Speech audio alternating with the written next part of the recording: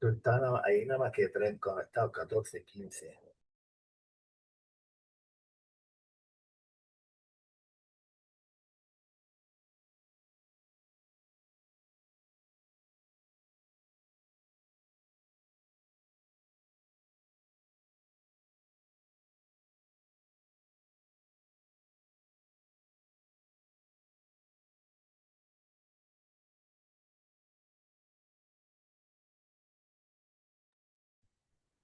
Damos comienzo a la sesión de investigación.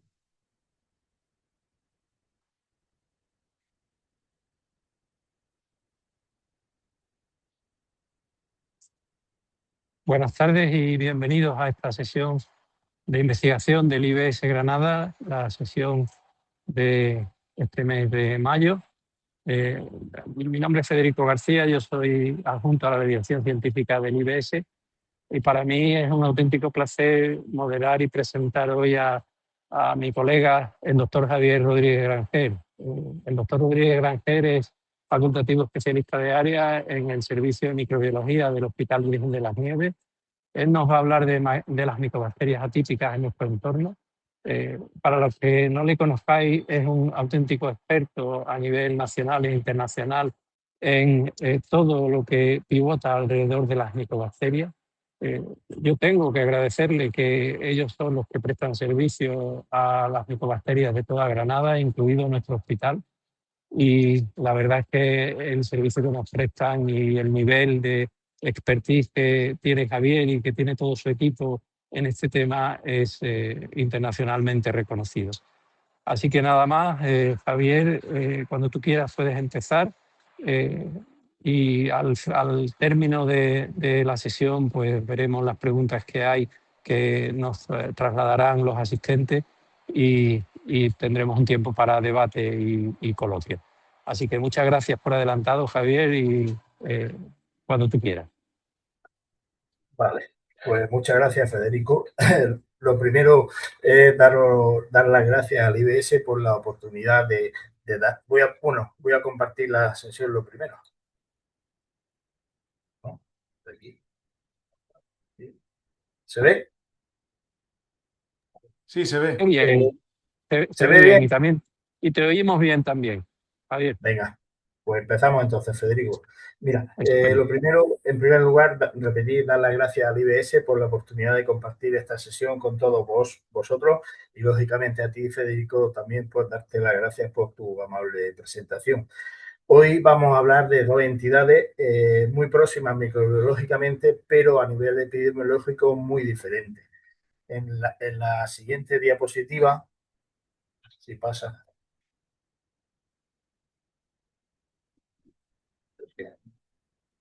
perdón, en la siguiente diapositiva os muestro un breve índice y cuáles son los objetivos que pretendo en esta sesión. En primer lugar, vamos a hablar un poco de las peculiaridades del género Mycobacterium. Seguidamente vamos a hablar de por qué la tuberculosis a día de hoy, en el 2026, sigue siendo una prioridad para la Organización Mundial de la Salud. Y finalmente veremos cómo las micobacterias no tuberculosas representan un nuevo escenario epidemiológico ligado al envejecimiento, la inmunosupresión y la enfermedad pulmonar crónica. La idea es mantener un hilo conductor entre microbiología, epidemiología y cambios sociales.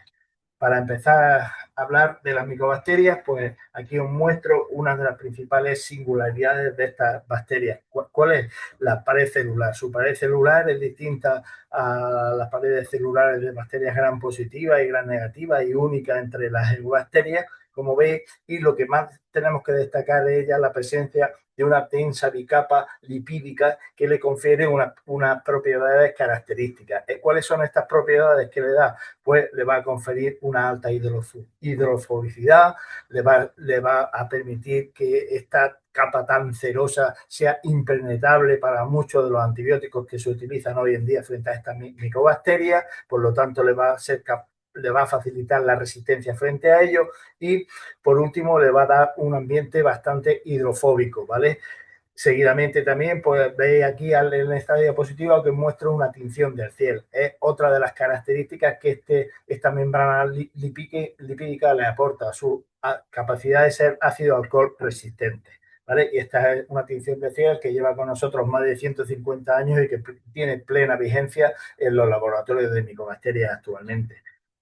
Micobacterias que agrupamos todas dentro del mismo género, pero si bien existen unas diferencias muy importantes entre ellas. Así, Mycobacterium tuberculosis es un patógeno humano estrictamente adaptado al ser humano y transmitido siempre por vía aérea. Sin embargo, las micobacterias no tuberculosas son microorganismos ambientales, los vamos a encontrar en el suelo y en el agua y generalmente no se transmiten por vía humana. Excepcionalmente, como veremos más adelante, se han descrito algunos tipos de transmisión interhumana, pero, en fin, esto hay que cogerlo un poco entre comillas.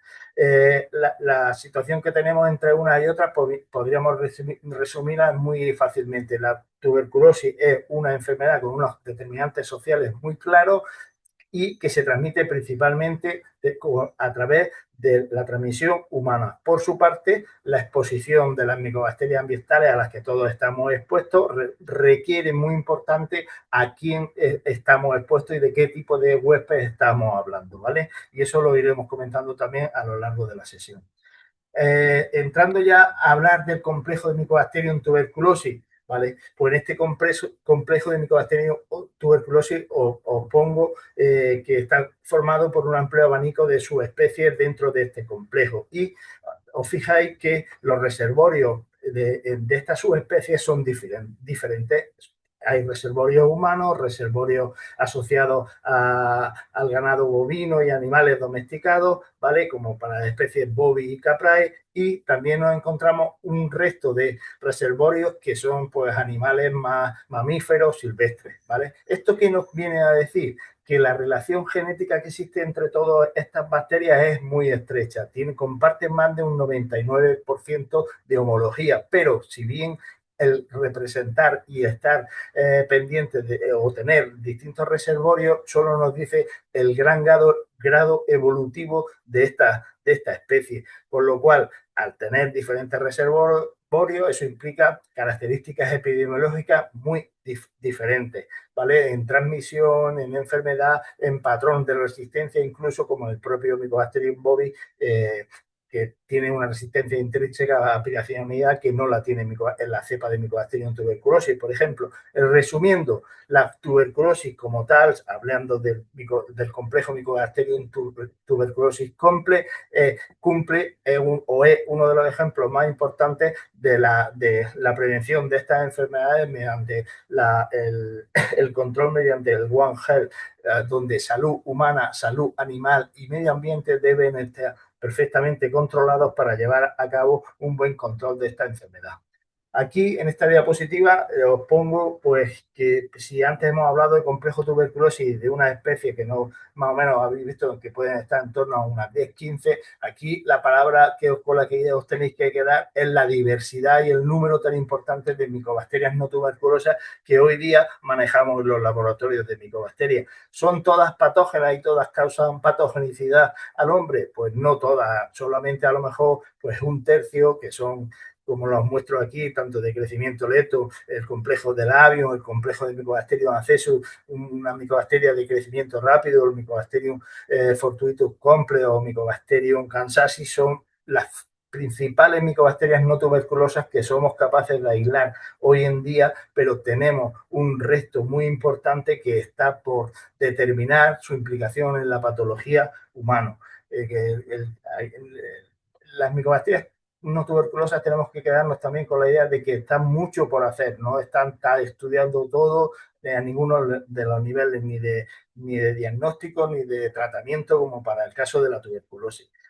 Bien, aquí que os muestro en esta diapositiva, hemos hablado de un único género con varios componentes. A estos dos componentes, al tuberculosis y a Mycobacterium no tuberculosas, tendríamos que también meter en la Mycobacterium leprae, lógicamente, que tantas otras enfermedad que todos sabemos de ella, ¿no? Su importancia, pero lo que quiero demostrar en esta diapositiva es que a lo largo de estos años, con el avance de las técnicas moleculares y con el avance de la secuenciación, pues este complejo de Mycobacterium se ha desdoblado o se ha intentado hacer una nueva reconstrucción taxonómica de este género y ha llevado a la división en posibles cinco nuevos géneros que englobarían tanto a Mycobacterium tuberculosis como al resto de las micobacterias no tuberculosas, pero si bien esto se ha producido en los últimos años, a partir del 2018, la comunidad científica o los profesionales que estamos dedicados a las infecciones por estas micobacterias, por el tema de evitar confusiones clínicas, por errores o tener una mayor cohesión terapéutica entre unos, pues se ha decidido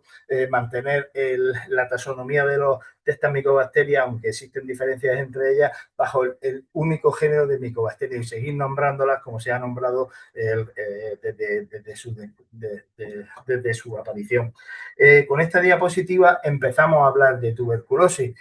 Aquí os quiero mostrar en esta diapositiva, con esta línea temporal de tiempo, cómo la tuberculosis pues, ha acompañado al ser humano a lo largo de toda su historia, desde la antigüedad hasta la actualidad. En una primeras etapas de las civilizaciones más antiguas, sean en Egipto, en China o en India, pues se han encontrado restos óseos con DNA de esta micobacteria. Si ya nos adelantamos mucho tiempo y nos vamos a los siglos XVIII y XIX, pues fue cuando la tuberculosis pues, causó una gran mortalidad por sus epidemias que duraron tantos años en Europa y eso pues trajo consigo también pues una disminución muy importante de población en el continente europeo. Ya si nos adelantamos un poquito más en esta línea temporal, vamos a uno de las fechas más importantes para esta enfermedad, cuando Robert Koch en 1982 pues demostró que esta era una enfermedad infecciosa y demostró que era el bacilo de la tuberculosis el responsable de su causa. Si seguimos avanzando a lo largo de estos años, ya en pleno siglo XX, sobre los eventos más principales y que yo he querido destacar en esta diapositiva, pues vemos que en 1921 pues, se desarrolló la vacuna de la BCG, que es la única vacuna que actualmente se sigue utilizando como vacuna de prevención de tuberculosis y que ha prevenido muchas muertes infantiles por ser capaz de disminuir la tuberculosis meningea y la tuberculosis diseminada en esta población. Luego ya en 1952 pues llegaron el advenimiento de los fármacos antituberculosos que disminuyeron rápidamente y drásticamente la mortalidad por tuberculosis y si seguimos avanzando ya en pleno año 2000 pues nos podemos encontrar con la introducción de los IGRA en el desarrollo en el desarrollo, en el diagnóstico de la infección latente por Mycobacterium tuberculosis, que tienen muchas ventajas sobre lo que anteriormente, otra de las pruebas que ha sido muy utilizada en medicina, más de 150 años, como la prueba de la tuberculina. Ya en pleno 2010 también se consiguió hacer la secuenciación completa del genoma de la tuberculosis. Eso es otro hito importantísimo y del cual hemos aprendido mucho hasta la actualidad. Ya de 2010 me salto hasta 2020, en el que por fin ya la OMS pues, recomienda el uso de las pruebas de biología molecular para el diagnóstico de la tuberculosis. Pues bien, vemos que a pesar de estos avances científicos que hemos tenido a lo largo fundamentalmente de los años 20, del siglo XX, pues la tuberculosis hoy a día, en fecha 2026, sigue estando entre nosotros. Aquí os pongo ejemplos de cómo en las noticias a diario pues podemos encontrar referencias en torno a la tuberculosis. Esta persistencia de la tuberculosis, ¿qué viene a decirnos? Pues que esto es un fiel reflejo de que las enfermedades infecciosas están profundamente influenciadas por factores sociales, económicos y políticos. En el caso de la tuberculosis, este hecho ha hecho que desde ya hace más de 3 décadas pues, sea declarada como una emergencia global y se hayan desarrollado pues, programas mundiales para intentar detener su avance, que veremos más adelante. Si hoy nosotros leyésemos esta frase, pues esta frase que fue pronunciada por Roberto Koch en el discurso de presentación en la Academia de Fisiología de Berlín, cuando notificó su descubrimiento del bacilo de Koch, pues esta frase a día de hoy tiene la plena vigencia 150 años después. ¿Y por qué? Porque la tuberculosis sigue siendo la enfermedad que más causas de muerte produce a nivel global como un único agente infeccioso. Fue superada por el COVID, lógicamente, en la pandemia del COVID, pero de nuevo ha vuelto al ranking de ser la primera causa de muerte por enfermedad infecciosa. ¿Y eso qué nos viene a decir? Porque la tuberculosis no es solamente un problema médico. La tuberculosis es una enfermedad que refleja barreras sociales, desigualdades, refleja vulnerabilidad y dificultades estructurales que todavía condicionan su control. Con esta diapositiva, que para mí es la que más me gusta de toda la presentación, os voy a mostrar cómo ha sido la mortalidad por tuberculosis, por ejemplo, en un ejemplo directo sobre nuestro país en pleno siglo XX, que no hace tampoco tanto tiempo, ¿no?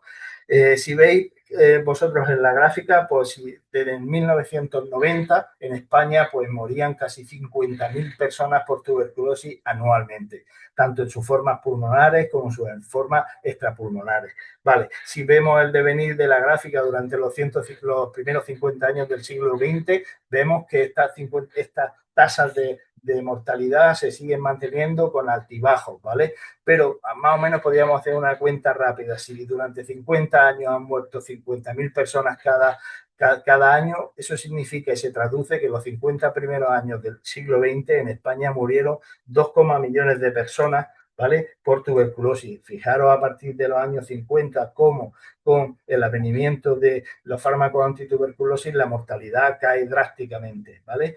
Pero insistiendo aún más en esta diapositiva y en la información que nos da, si veis las tasas de notificación en 1900, en el año 1900 eran de 215 casos de tuberculosis por 100.000 habitantes. Estas tasas, 35 años después, pasaron a ser de 130 casos por cada 100.000 habitantes, con un declive medio anual de un 1,4% mantenido.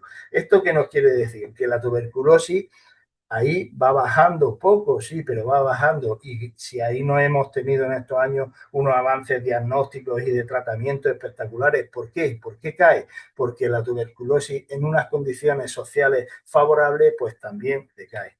¿Vale? Aquí os pongo como factores como la pobreza, la guerra, la desnutrición, las crisis económicas, los movimientos de migración que hoy día vivimos intensamente, los hacinamientos y la mala ventilación, incluso el estigma que genera la tuberculosis o la falta de vivienda o comorbilidades, tanto como el VIH, el alcohol o el tabaco, incluso ya aquí podríamos meter hasta el cambio climático, ¿vale? Pues son condiciones desfavorables para que un paciente que está infectado desarrolle tuberculosis. Por el otro lado, vemos en la izquierda de la diapositiva como factores que son protectores de que un paciente avance hacia la enfermedad tuberculosa. Si nosotros somos capaces de reducir la pobreza, de tener una cobertura sanitaria amplia y universal, una buena protección social a estos pacientes que tienen tuberculosis, buenos programas de control que incluye el hacer los estudios de contacto, los tratamientos directamente observados, etcétera, pues, y ofrecemos estos tratamientos antituberculosos, pues estaremos en unas condiciones que favorecerán la no aparición y proliferación de la tuberculosis. Estas condiciones favorables y desfavorables se intercalan y se superponen, que eso es lo malo, y lo veremos un ejemplo ahora más adelante. Aquí, como diría que una imagen vale más que 1.000 palabras, pues lógicamente se refleja quién puede tener tuberculosis o tener más posibilidades de tener tuberculosis y quién no la presentaría, ¿vale? Hemos hablado que si nosotros mejoramos las condiciones sociales, la tuberculosis se mejora. ¿Y esto por qué? Porque dentro de toda esta infección o bolsa poblacional de pacientes que tienen infección por tuberculosis y no tienen enfermedad, solo un 10% de estos pacientes van a desarrollar esta enfermedad. Así, un caso de tuberculosis bacilífera tiene que infectar a 20 contactos, de los cuales uno tendrá tuberculosis con baciloscopia positivo y otro tendrá tuberculosis con baciloscopia negativa. Está más que demostrado que un tuberculoso con baciloscopia negativa también infecta. Pero bueno, a lo que os quiero llevar es al famoso número que todos hemos aprendido en la pandemia del coronavirus, que era el R sub 0. Pues bien, el R sub 0 en condiciones normales y en unas condiciones socioeconómicas favorables para la tuberculosis no suele ser mayor de 1. Como veis en la tabla, los ejemplos que os pongo son de trabajos realizados en distintas áreas geográficas y como el R sub 0 de la tuberculosis puede ser desde un 0,24, ¿vale?, hasta los extremos de, por ejemplo, en sitios donde están muy poblados, como China, como la India, donde el R sub 0 pasa a ser de 3,33 o 3,55. Pero fijaros, por ejemplo, en el dato que hay de San Francisco de 1994, una sociedad avanzada con unas condiciones socioeconómicas buenas, ¿no? Ahí el R sub 0 era 2,10. ¿Por qué? Porque había condiciones que se intercalaban. ¿Cuál? Por ejemplo, ahí estábamos en la época dura del SIDA, de la aparición del VIH, por lo tanto, ya sabemos todos la relación sistémica entre VIH y tuberculosis. Pues bien, ¿esto qué ha hecho? Que desde hace más de 30 años la tuberculosis sea generada o sea considerada como una emergencia global y una enfermedad que debe ser estrechamente vigilada. ¿Con qué objetivo? Pues con el objetivo de reducir incidencia, reducir mortalidad y reducir sufrimiento asociado a esta enfermedad. Así, desde hace más de 30 años se han lanzado por parte de la OMS diferentes programas con la idea de bajar esta incidencia y esta mortalidad. Los del año 94 se centraban sobre todo en el tratamiento, en tratamientos acortados y tratamientos directamente observados. Los del año 2006 pues tenían un enfoque más amplio, aparte del tratamiento, ya aquí incidíamos en lo que era la sindemia que acabo de hablar, de tuberculosis y de VIH, junto con prestarle ya atención a la aparición de tuberculosis en forma resistente y extremadamente resistente. Pero bien, esto se ha visto que no era lo que funcionaba del todo. Habría otra tercera pata, otro tercer pilar que era necesario. ¿Qué es lo que le faltaría a incidir sobre tratamiento y sobre reducción y sobre comorbilidades? Pues tener lógicamente una parte de protección social universal, políticas audaces, intersectoriales, así como mejorar la investigación y la innovación en torno a la tuberculosis. Y eso es lo que se lanzó, estos objetivos tan ambiciosos fueron los que se lanzaron en el 2015 con la estrategia del fin de la tuberculosis. Aquí os resumo perfectamente la filosofía de esta estrategia del fin de la tuberculosis. Atención centrada en el paciente, políticas sanitarias sólidas e investigación e innovación en torno a ella. Pero si vemos que estos tres pilares descansan en unos cimientos, por así decir, donde la idea transversal es que la tuberculosis afecta principalmente a colectivos vulnerables. Esto no tenemos nunca que perderlo de vista. Por tanto, cualquier estrategia realista que intente llevar a cabo un buen control de esta enfermedad o de esta infección y un buen control de su mortalidad debe integrar, lógicamente, inequidad social, un acceso sanitario universal y sobre todo, protección frente a la exclusión y a la pobreza. Aquí os muestro cuáles son los pilares. El pilar fundamental es el que centra al paciente en el centro del sistema. Lógicamente hay que ofrecerle diagnósticos apropiados, tratamientos adecuados, el manejar las comorbilidades que van asociadas a estos pacientes y el entorno social en el que esto se desarrolla y un apoyo social fundamentalmente para estos pacientes. El pilar 2, donde las políticas audaces y los sistemas de apoyo deben de reflejar las implicaciones de los gobiernos y de los políticos para solucionar este problema, pues lo resumo aquí muy fácilmente. El paraguas tiene que ser grande para que tenga una cobertura universal en salud e, insisto, en la protección solar. La tuberculosis no se cura con tratamiento antibiótico solo, ni en los hospitales. La tuberculosis se cura con la conjunción de estas tres cosas que venimos hablando a lo largo de la charla. Por último, el desarrollo de las mejoras, tanto en las herramientas diagnósticas como en los acortamientos de la tuberculosis o en el diseño y desarrollo de nuevas vacunas que puedan prever la enfermedad tuberculosa. Aquí sí que os puedo decir que yo creo que la tuberculosis está viviendo un momento dulce. Hoy día somos capaces de diagnosticar una tuberculosis multiresistente en 2-3 horas. Somos capaces de secuenciar una cepa de tuberculosis en 48 horas. Tenemos las herramientas, tenemos los tratamientos que han mejorado mucho y se han aportado en los últimos 5 años casi 6-7 fármacos nuevos para tratamiento de la tuberculosis resistente, por lo cual, y la situación de las vacunas pues también ha mejorado bastante. Hay más de 16 vacunas en fase 2, fase 3 para usarlas frente a la tuberculosis. ¿Estamos bien? Sí, pero en nuestro medio. Lo importante es que esto llegue donde tiene que llegar. Si no, pues no conseguimos nada. ¿Vale? Aquí os pongo en esta diapositiva vamos a hablar ahora de lo que de esta estrategia de fin de la tuberculosis para el 2035, que se inició en el 2015, hace ya casi 10 años. ¿Vale? Pues aquí os pongo que por la OMS se lanzó esta tercera estrategia es muy ambiciosa, ¿vale? Y tiene unos objetivos muy ambiciosos que hablan de reducir el número de muertes de tuberculosis en el 2030, estamos ya en el 2026, a un 90% de los casos.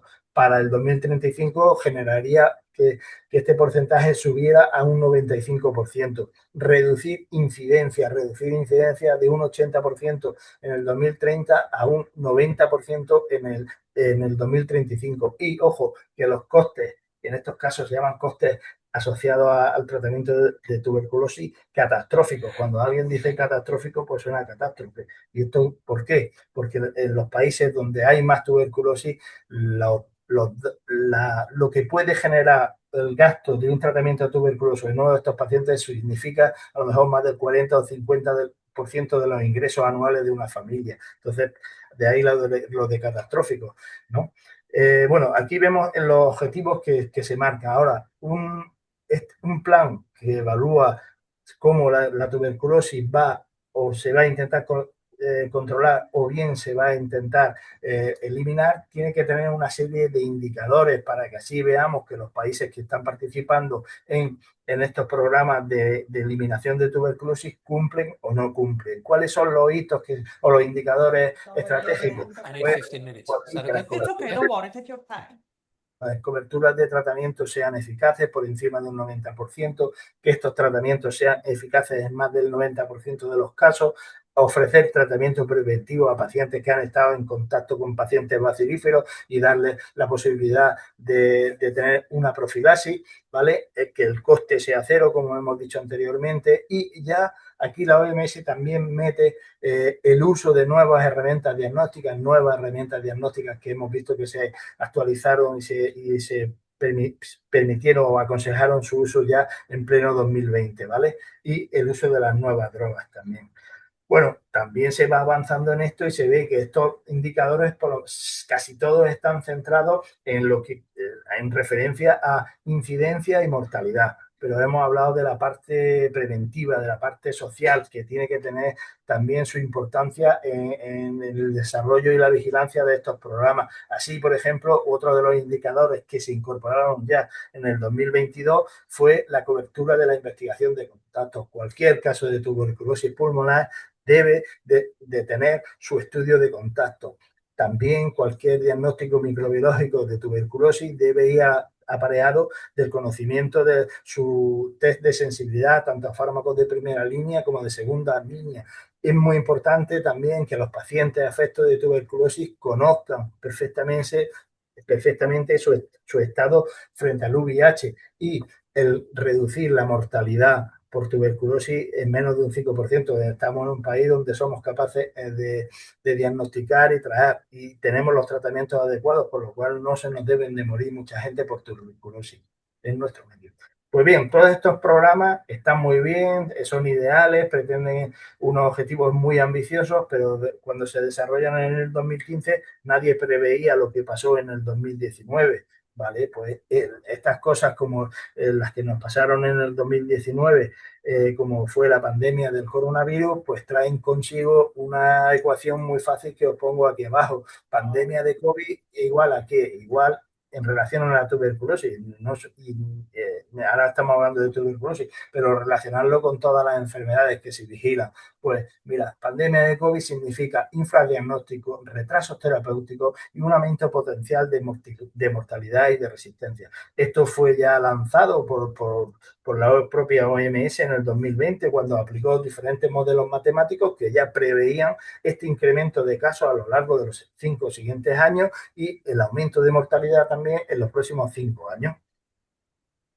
Hablando ya de cuál es la situación de la vigilancia mundial a la tuberculosis, pues aquí os pongo el mapa de la distribución de la tuberculosis en el mundo. Es un mapa porque ya demuestra la desigualdad de la tuberculosis en el mundo. Hay zonas muy cargadas de tuberculosis y zonas menos cargadas de tuberculosis. También hay que siempre leer por lo que yo defino un poco como el mantra de la tuberculosis. ¿Cuál es el mantra de la tuberculosis que se repite constantemente y año tras año? Pues uno, que entre un tercio y un cuarto de la población mundial presenta infección por Mycobacterium tuberculosis. Esto no quiere decir enfermedad, quiere decir infección, pero sí que posibilita el desarrollo de enfermedad, como hemos visto en un 10% de los casos. ¿Vale? Las cifras pues son espeluznantes. 10,7 millones de pacientes afectados por tuberculosis anualmente en el mundo. 1,2 millones de muertes por tuberculosis.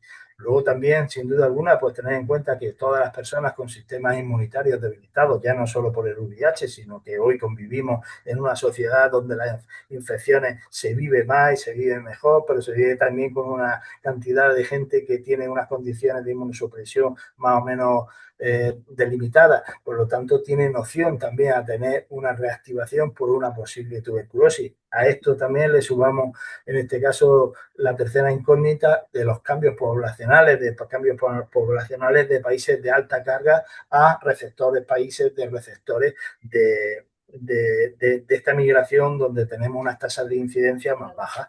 Hemos hablado de que la distribución de la tuberculosis en el mundo es desigual. Pues fijaros, en este mapa podemos ver que 2/3 de las personas que desarrollan tuberculosis se encuentran en 8 países. En estos 8 países, además, la carga poblacional, las condiciones socioeconómicas, los sistemas sanitarios no son demasiado buenos.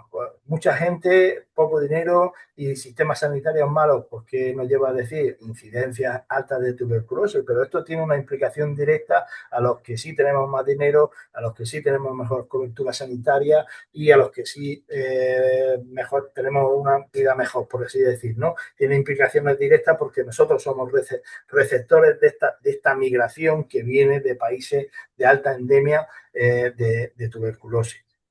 Así, en esta diapositiva, ¿qué os pongo? Porque según cómo, dónde y cómo vivimos, según cómo es nuestro código postal, pues nos irá con la tuberculosis. Y aquí os presento, por ejemplo, un indicador como es el Producto Interior Bruto. Si nosotros somos capaces de intercalar los dos mapas, el del Producto Interior Bruto y el de la incidencia por tuberculosis, vemos que a más Producto Interior Bruto, menos tasas de incidencia y al revés, a menos Producto Interior Bruto, pues mayores tasas de tuberculosis. Bien, ahora si hablamos ya un poco, perdón, de cuál es la situación de la tuberculosis en Europa, pues, lógicamente la OMS nos sitúa a Europa y a países cerca de Asia con nosotros. La región de la tuberculosis, la situación de la tuberculosis en Europa no es mala. Tendríamos unos 200.000 casos de tuberculosis en Europa. Ahora, si nos centramos en cuáles son los países que forman nuestra comunidad económica europea, aquí las tasas bajan y son en torno a, tenemos unos 40.000 casos al año de tuberculosis con una tasa de notificación de tuberculosis de 8,4 casos, con unas 15.000, 17.000 muertes por tuberculosis. Vemos la desigualdad que tenemos entre los países que forman la Comunidad Económica Europea y cómo los países del este pues tienen una mayor carga de tuberculosis y además presentan el problema de la asociación a tuberculosis con resistencia. ¿vale? Otro dato muy importante y que tenemos que mantener ya en el hilo conductor de lo que estamos hablando es que el 36 o el 50% de los casos de los pacientes que sufren tuberculosis son de origen extranjero, no son nacidos en Europa, o bien, por ejemplo, nosotros somos receptores de gente que viene del este de Europa y los tenemos aquí. Pero son normalmente las cifras de países de fuera, de otros continentes africanos, americanos o de Europa del Este, pues ronda ya cerca del 50% de los casos. En esta diapositiva lo que os quiero demostrar es que si bien el progreso en la región europea es bueno, vamos con un progreso evidente hacia la bajada de la incidencia por tuberculosis, pero quizás sea insuficiente para alcanzar estos objetivos tan ambiciosos que nos hemos puesto en el 2030. Vemos la línea base de lo que supone la tasa de incidencia que queríamos llegar a tener en el 2020, pero situaciones como la epidemia del coronavirus, los movimientos poblacionales, pues hace que esta incidencia, pues de repente los siguientes años después, pues aumente hacia arriba. Por lo tanto, vamos a sufrir o no vamos a ser capaces de alcanzar estos objetivos de eliminación de la tuberculosis para el 2030 o el 2035. ¿Cuál es la situación en España? Pues muy paralela a la de nuestros países cercanos. Nosotros tenemos más o menos declarados unos 4.624 casos en el 2024. Esto ha aumentado con respecto al 2023 y el propio 2022, con una tasa de notificación de 8,8 por cada 100.000 habitantes. Aquí os muestro cómo son las tendencias desde el 2015 y vemos que la caída un poco más pronunciada en los años del COVID y como lo que anteriormente hemos hablado, que se preveía que esto iba a suponer un aumento de los números de casos notificados en los siguientes años, pues se está cumpliendo y ahora mismo pues estamos viendo tasas de incidencia más relacionadas con el 2015, ¿vale? Destacar dos cosas muy importantes. La distribución de la tuberculosis en España pues también es desigual. Hay comunidades que notifican más, por ejemplo Galicia, País Vasco, Cataluña, incluso Melilla, por ejemplo, pues son dos comunidades que comunican muchos casos de tuberculosis y eso no quiere decir que tengan mucha más tuberculosis. A lo mejor lo que hacen es que tienen sistemas de notificación mucho más eficaces. Resaltar también aquí que la incidencia en los nacidos fuera de España que tienen tuberculosis, ojo, es 3 veces mayor que la de los autóctonos, sería de 23,4 casos. Y en este caso también llamo la atención en el sentido de que estas tasas en esta población pues pueden ser tasas infraestimadas, sobre todo por los cambios en los patrones de vulnerabilidad. La situación en Andalucía de nuestras provincias, pues más o menos aquí esto se vigila a través del ESBEA en Andalucía. Las comunidades, las diferentes regiones van aportando sus datos y casos de cada una de las provincias. Cabe destacar el extraordinario trabajo que se lleva haciendo sobre tuberculosis en la provincia de Andalucía, de Almería, perdón, con la cantidad de gente de inmigración que reciben para el trabajo en los invernaderos y estos llevan haciendo unas políticas sanitarias, sociales y demás bastante efectivas.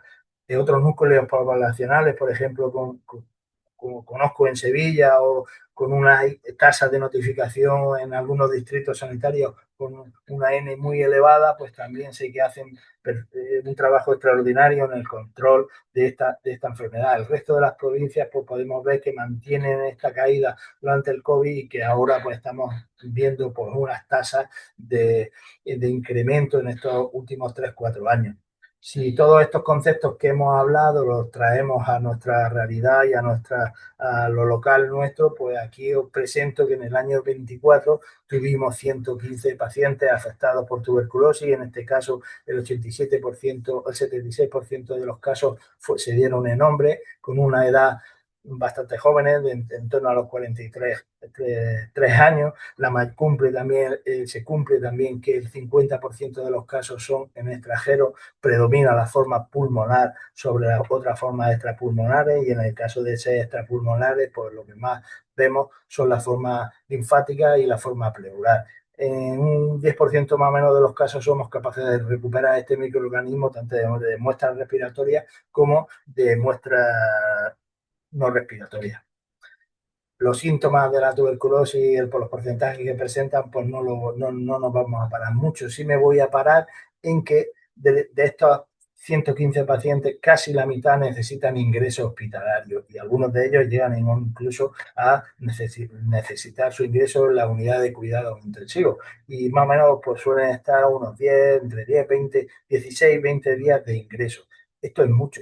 ¿Y por qué es mucho? Porque quizás estos pacientes cuando llegan al hospital llegan con una elevada carga de enfermedad tuberculosa y esto no es bueno porque ya han hecho también su trabajo, ya han infectado y repartido bien.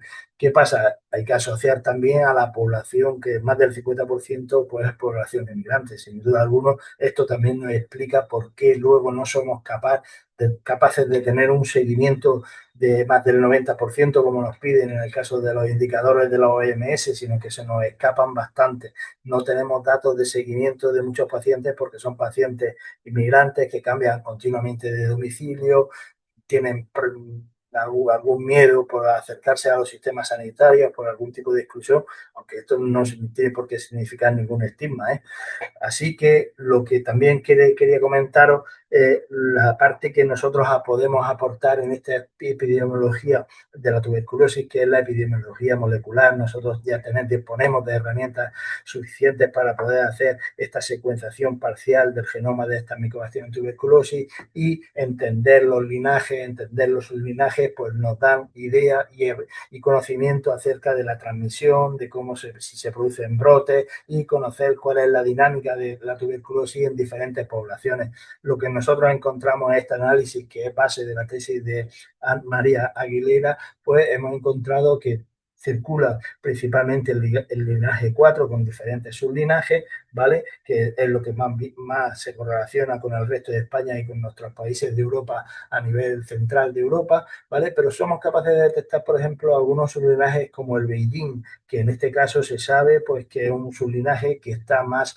asociado a la producción de cavernas a nivel pulmonar, que es un sublinaje que está más asociado a una mayor hipervirulencia, es un linaje que también está asociado a una mayor transmisión. Y cuando somos capaces de detectarlo, pues es una herramienta muy útil para el control de la tuberculosis. Destacar también los casos de tuberculosis zoonótica que podemos tener y que vemos de vez en cuando, de bovis o de capraes, pero estos son más excepcionales. Para finalizar ya con la tuberculosis, aquí os pongo lo que para mí son los 4 pilares, siguiendo hablando de pilares, para un buen control de la tuberculosis. Tenemos la necesidad de controlar la tuberculosis pediátrica. ¿Por qué? Porque la tuberculosis pediátrica es difícil de diagnosticar, son formas paucibacilares y donde no tenemos unas muestras excesivamente buenas para hacer los diagnósticos a nivel microbiológico, ¿vale? Pero la transmisión infantil se traduce en que es una transmisión reciente. Un niño no se infecta jugando al fútbol, un niño se infecta en su casa con sus padres o con sus hermanos o con sus abuelos. Por otro lado, también tenemos que vigilar, aunque en este caso nosotros no tenemos este tipo de problemas, lo hemos tenido y los vemos de manera excepcional, la forma de tuberculosis multiresistente. En este caso, cuando las tenemos, pues sabemos los problemas que generan porque puede dificultar el éxito de los tratamientos, aumentan la mortalidad y favorecen las dificultades para contener la aparición de esta multiresistencia en forma de brote. Las otras 2 pilares básicos, pues la infección latente. A día de hoy tenemos las herramientas desarrolladas en estos últimos 20 perfectas para hacer un diagnóstico de infección por tuberculosis. Tenemos los IGRA, tenemos nuevas pautas de tratamiento muchas más cortas, ya no tenemos que ir a los 3 o 6 meses, sino que podemos acortarla en 1 mes y medio, por lo tanto se le debe de dar la opción a cualquier paciente que tenga infección latente por tuberculosis de tratarse para evitar recaídas. El tema final, para controlarlo esto y que lo hagamos de una manera eficiente, pues lógicamente la migración. Si que esto significa un estigma, a esta población debe de darse la oportunidad de participar en programas coordinados de cribado, acercarlo al diagnóstico y ofrecerle, lógicamente, un tratamiento adecuado en que pase si son diagnosticados de esta enfermedad en nuestro entorno. Y bueno, no hemos sido capaces todavía de terminar con la tuberculosis y ya nos amenaza en las sociedades más desarrolladas la aparición de una epidemiología de las micobacterias no tuberculosas que va en aumento. Y en España, deciros que no, las micobacterias no tuberculosas no son necesariamente unas enfermedades de declaración obligatoria. No creo que todas las micobacterias tuberculosas deban de serlo, pero quizás algunas sí. Esto lo veremos con el devenir de los años. Pero lo que sí, esto se traduce en que no tenemos cifras oficiales de lo que supone, qué carga de enfermedad supone esto en nuestro medio. El por qué han aumentado los aislamientos y las especies, pues está que a día de hoy se sitúan ya, aquí tengo puesto el 50%, pero quizás estemos ya por encima de un 50% en los aislamientos que nosotros tenemos de estas micobacterias en nuestro laboratorio.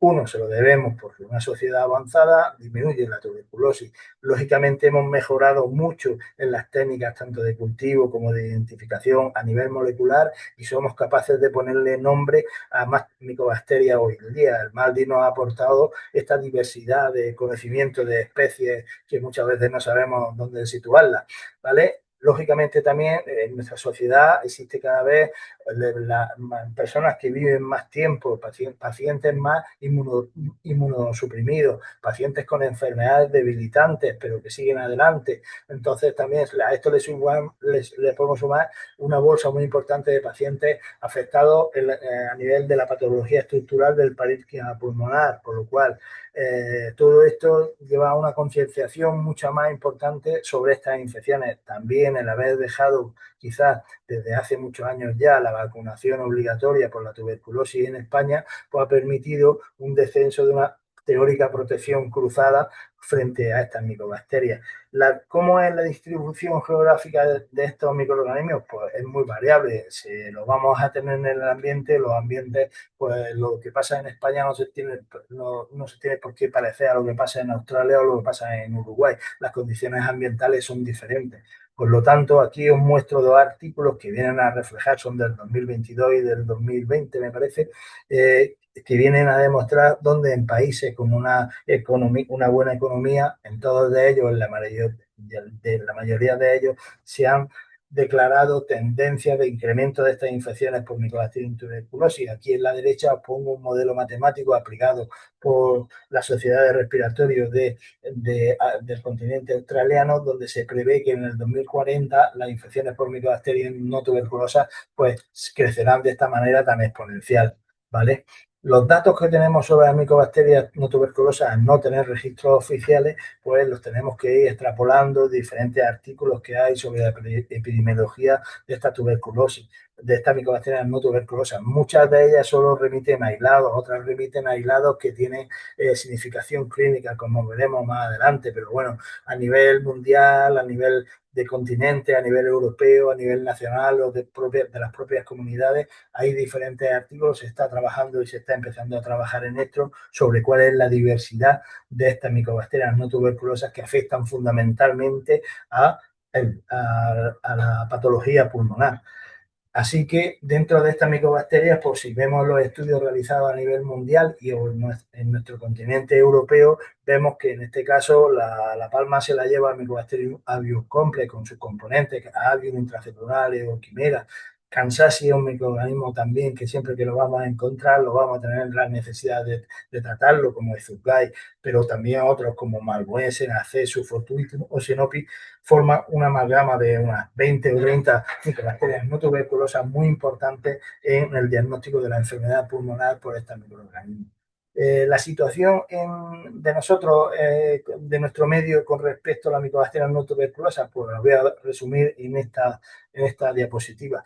Aquí vemos que no son 43 años la edad que los pacientes tienen esta tuberculosis. Aquí son pacientes que están en la sexta, séptima y octava década de la vida y que no hay diferencia entre hombres y mujeres. Aquí hemos visto que eran 4-1 el desarrollo de tuberculosis en el hombre frente a la mujer. Aquí no, aquí incluso en esta serie o en algunas series que pueden consultar, incluso se detectan más en mujeres que en hombres. Vale, aquí os presento pues lo que llevamos trabajando desde hace un año en colaboración colaboración con la Universidad de Murcia, con el doctor Montave, en interrelacionar las posibles variaciones climáticas que se dan en nuestra provincia para conocer la incidencia y qué podemos extrapolar de esto, ¿vale? Con los aislamientos que nosotros tenemos de las principales micobacterias que vemos aquí, que vemos que entre 10 y 12 son las que normalmente siempre más recuperamos, que no se salen de lo que hemos visto anteriormente. ¿Todos los aislamientos que tenemos nosotros de micobacterias no tuberculosas son responsables de enfermedad? No. ¿Por qué? Porque, bueno, primero que hay un tercio de las que cumplen y son más patógenas, y segundo que esto va a depender mucho tanto de la exposición y la patogenidad de la micobacteria que aislemos como de la susceptibilidad, como hemos hablado en la segunda o tercera diapositiva, de la susceptibilidad del huésped.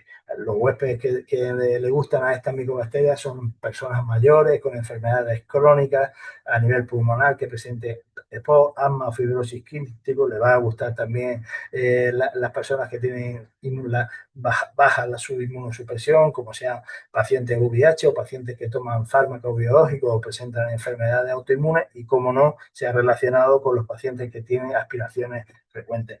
En este caso, un aislamiento de una micobacteria no tuberculosa va a suponer que pueda ser enfermedad y o colonización. Depende también en las muestras donde lo aislemos. No será lo mismo un esputo que una muestra invasiva como un BAL, un VAS, etcétera. La exposición que tenemos nosotros a estas micobacterias no tuberculosas, pues están presentes en el agua y en el suelo. Todos estamos expuestos diariamente a ellas. La transmisión entre persona a persona, hemos dicho que no se da, que la exposición nuestra es a diario, en la ducha, en las piscinas, si hacemos trabajos de jardinería y de suelo. También tenemos, ¿por qué no decirlo?, que podremos tener exposiciones nosocomiales, por ejemplo, cuando se han detectado casos en cirugía, en el caso de cirugías cardíacas, por ejemplo, donde los sistemas de refrigeración de la circulación extracorpórea se ha visto que ahí se anidaba Mycobacterium chimera, por ejemplo, también en las exposiciones a la cirugía estética, incluso a los tatus. Podemos frenar esta invasión de los tatus advirtiendo a los chavalillos que pueden tener infección por micobacterias no tuberculosas. Y, por último, deciros que la transmisión interpersonal se ha demostrado en el caso de pacientes con fibrosis quística cuando están infectados por Mycobacterium accesus, pero ha sido en sitio 2 o 3 publicaciones que, si bien no han sido capaces de demostrar que no existiera una exposición para todo el mundo que estaba en esta clínica y en ese momento, por lo tanto, son 2 o 3 artículos que salieron hace unos años, pero, por ejemplo, ya por la Sociedad Británica de Neumología recomienda el aislamiento de los pacientes con accesus. O sea, que ojo a estos cambios que nos pueden llegar con las micobacterias no tuberculosas. Lógicamente, aquí os pongo también lo que yo llamo el semáforo de las micobacterias no tuberculosas. No todas tienen el mismo poder patógeno. Sus 2 principales características de patogeneidad son la capacidad de formar biofilm, que no es igual en todas ellas, y la supervivencia intracelular, que tampoco es igual de ellas. Estos presentan en su pared celular una heterogeneidad muy grande al nivel de lípidos y de ácido glicólico, y es lo que le va a dar y facilitar esta capacidad de formar más o menos film y esta capacidad de tener más o menos supervivencia, ¿vale? Entonces, empezando por el semáforo en verde, ahí tendríamos bacterias que normalmente nosotros consideramos contaminantes, como que Mycobacterium gordonae, Mycobacterium lentiflavum. Si ya cruzamos en ámbar, pues tendremos ahí pacientes que, en función del aislamiento que tengamos, de dónde sea este aislamiento, pues ya podremos tener en cuenta la posibilidad de que puede ser un aislamiento mucho más significativo. Y si ya nos vamos a la parte roja, pues vemos que micobacterias como Malmoense, Mycobacterium avium, cualquiera de sus componentes del complejo, pues son siempre, o Mycobacterium casasi, tienen un poder patógeno bastante importante y para nada desdeñable. Si bien, como hemos dicho, la asunción de enfermedad por micobacterias no tuberculosis depende tanto de si el huésped es un paciente inmunocomprometido o un paciente inmunodeprimido. Hemos visto el perfil más o menos ya. Este es un artículo muy interesante del 2018 en el que claramente habla de las condiciones del huésped para desarrollar la enfermedad por micobacterias no tuberculosas. En la parte de la derecha Vemos como aquellos pacientes inmunodeprimidos, como pacientes de VIH, pacientes que toman tratamientos biológicos, pues estos tienen tocada un poco lo que controla la multiplicación de las micobacterias dentro de las células, tienen tocada el TNF-alfa, la interleuquina 12, el interferón gamma, etcétera, y esto hace pues, la invasión y la proliferación de estas micobacterias en este tipo de pacientes.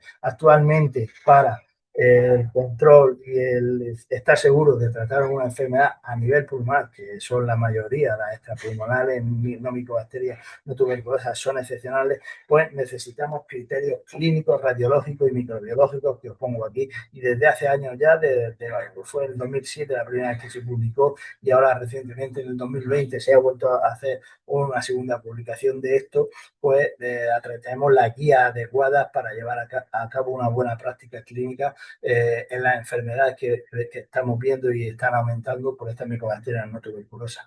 Ya por fin, ya me despido dando las gracias por vuestra atención y bueno, la reflexión final que tendría que hacer es que ya sabemos que tuberculosis está asociada a vulnerabilidad, transmisión y a desigualdad y que en las sociedades que tenemos la suerte de estar más desarrolladas, pues estamos viendo la emergencia de estas micobacterias no tuberculosas que van asociadas a envejecimiento, inmunosupresión y patología pulmonar principalmente.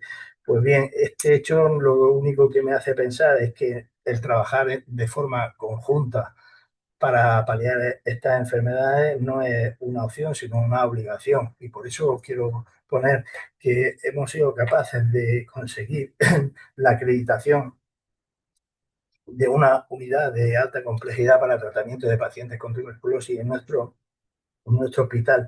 Y que si bien no es lo importante para mí el papelito, sino el hecho de que tenemos mucha comunicación entre las distintas especialidades que afrontan los problemas de estos pacientes. Y aquí os dejo con los componentes de mi servicio. No se le ve muy bien la cara, pero lo más importante es el trabajo que hacen a diario. Muchas gracias. Ya. Javier, muchísimas gracias, Javier, por la excelente presentación. Estoy mirando el chat y no tenemos preguntas de momento. Tenemos poco tiempo porque debíamos acabar sobre las 2:30, pero aún así yo tenía bastantes preguntas para hacerte. Voy a hacerte solo un par de preguntas. La primera es en relación a la tuberculosis latente. Aunque estoy mirando en el chat que la mayoría de los asistentes son compañeros nuestros, son microbiólogos como tú y como yo, esto se va a quedar grabado y probablemente lo va a ver mucha gente, y me gustaría que dejaras bien claro en qué consiste la tuberculosis latente y sobre todo qué información se obtiene cuando hacemos un IGRA y cuando tenemos un IGRA positivo en los laboratorios de microbiología. Y te pregunto esto porque muchas veces, os pasará a vosotros también, recibimos muchas llamadas telefónicas para aclarar este punto, con muchísima, me parece a mí, desinformación por parte de nuestros compañeros de diferentes ámbitos. Y me parece un punto y una oportunidad muy importante para que tú lo aclares definitivamente. Vale, voy a intentar aclararlo. El tener un hígado positivo no significa tener tuberculosis. Y, por ejemplo, un botón, tú puedes tener enfermedad tuberculosa y en un 20-30% de los casos tener un hígado negativo. Pero bueno, sin complicar las cosas, el tener un hígado positivo no suele ser nada más que tú has tenido contacto con el bacilo de la tuberculosis y tus macrófagos pues no han sido capaces de eliminarlo totalmente. Entonces el microorganismo se ha adaptado a la vida en conjunción con nuestras células y se mantiene ahí en estado latente. Según las condiciones, según el riesgo que nosotros preveamos de que o el médico cuando lo está evaluando prevea de posibilidad de desarrollo, incluso también si este IGRA, no es lo mismo tener un IGRA positivo reciente si tú has tenido un contacto con un paciente bacilífero hace 4 meses, que si tu IGRA es positivo desde hace 15 años. ¿Me explico? Entonces, según estas condiciones y si puedes tener un mayor grado de posibilidad de desarrollo de micobacterium tuberculosis, pues te pueden dar un tratamiento preventivo que va a hacer que este riesgo de desarrollo de tuberculosis baje y que no vaya a desarrollar enfermedad tuberculosa.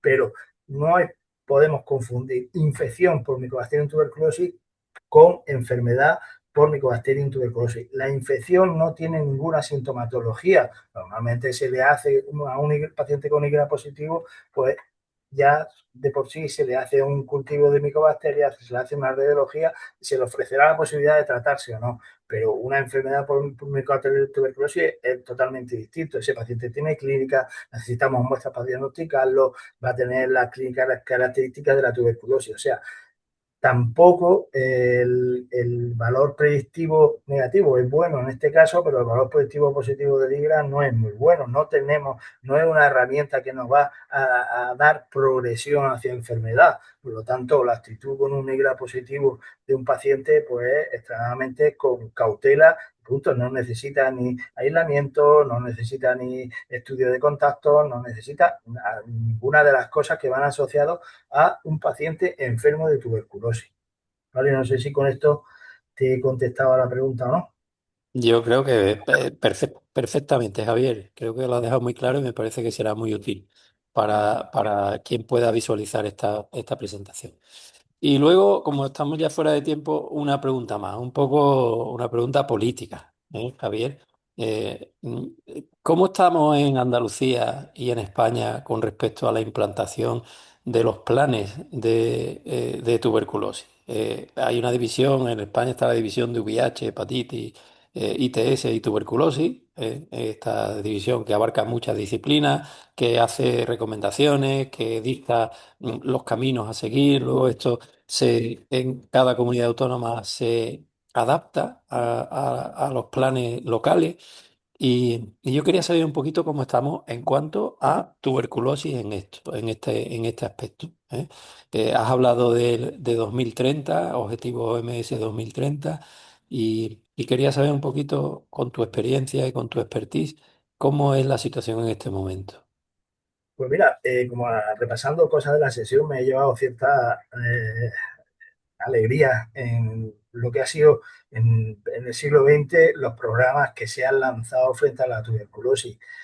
Por ejemplo, en 1945 se lanzó un programa que por aquellos entonces suponía un gasto en estos programas de tuberculosis de más de 540 millones de euros. Imagínate, pasa esta cantidad de euros a los años 1945 en España. Eso es una brutalidad, ¿no? Pero era necesario porque era necesario vacunar a la gente, era necesario dar tratamiento a la gente, porque si no, hemos visto las cifras de lo que hablábamos de mortalidad. La, la secuencia a partir de ahí no es mala de programas que se controlen a nivel nacional, las competencias, luego lógicamente, hombre, como en todo, la transición de las competencias nacionales a comunidades, pues eso hubo comunidades que arrancaron más, otras que arrancaron más pronto, otras que arrancaron más lento y al final información tenemos de todas las comunidades. Si bien también te tengo que decir que los planes de tuberculosis en España tienen mala suerte, porque en 2007 se lanzó otro plan nacional frente a la tuberculosis y también tuvimos la pandemia de la gripe H1N1 de ahí. O sea que parece que cada vez que más lanzamos un plan para la tuberculosis nos viene una pandemia. Así que igual tenemos que pensarnos mucho si merece la pena sacarlo a escondidas. Porque por ejemplo, el 2015, que también tenía una fuerte repercusión en España, pues también se ve afecto 3 años después del coronavirus. Pero yo creo que sí hay una concienciación muy grande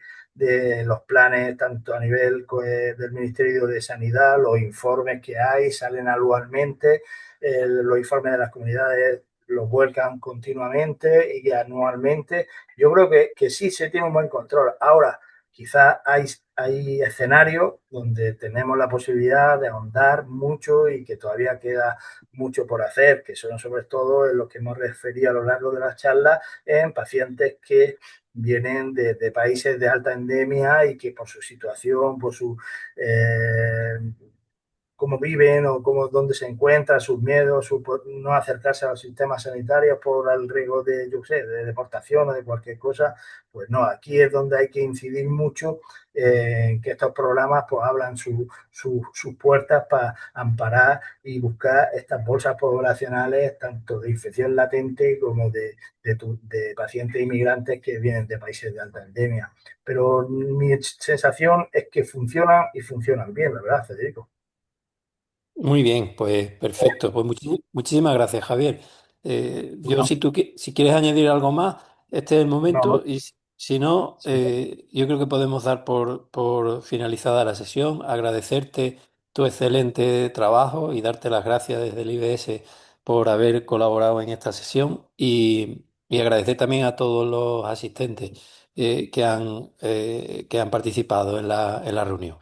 Y nada más, ya el mes que viene tendremos la próxima sesión y se anunciará por los cauces habituales. Muchísimas gracias a todos y que tengáis una buena tarde. Gracias. Hasta luego. no, Federico.